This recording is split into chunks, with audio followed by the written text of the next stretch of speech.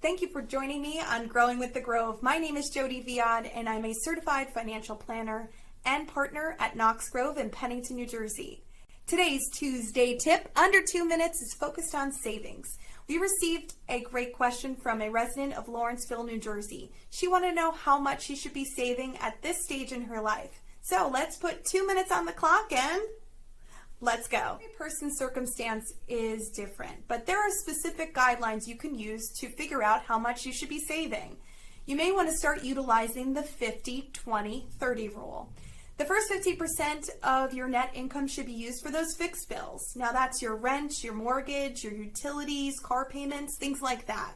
Now a great exercise would be to create a spreadsheet or a list of all those items and fixed expenses that you have paid throughout the year and determine how much of your income is actually being allocated to those items. Now, next step is incredibly important. Really evaluate your financial goals. What's important to you? What are your short-term or long-term goals? This 20% of your net income should be used to focus on those specific areas.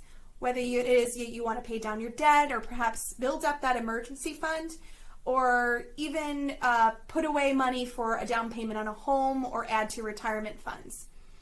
Next, you should go ahead and dedicate a specific dollar amount to those areas. This step can sometimes be a bit tricky, so absolutely seek out the advice of an advisor to help you and guide you throughout this process. It's not all work and no play.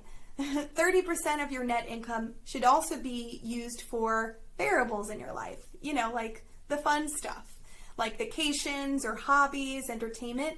These expenses may be less this year just because we can't go anywhere, right? So maybe it's time to seize that opportunity and allocate those extra funds towards your financial goals that we just spoke about. On the flip side, perhaps you don't have the funds to do the full 20% towards your goals because maybe your income's lower this year, or perhaps your expenses are a bit high.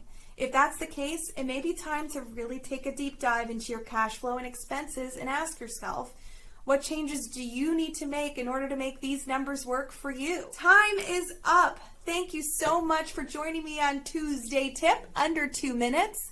I hope you got a lot of information, and if you want more details on this subject, please see below for the article I wrote. And if you need extra guidance on how to allocate your funds so you can work towards reaching your goals, feel free to reach out to our team at Knox Financial for more information. Thank you and have a great day.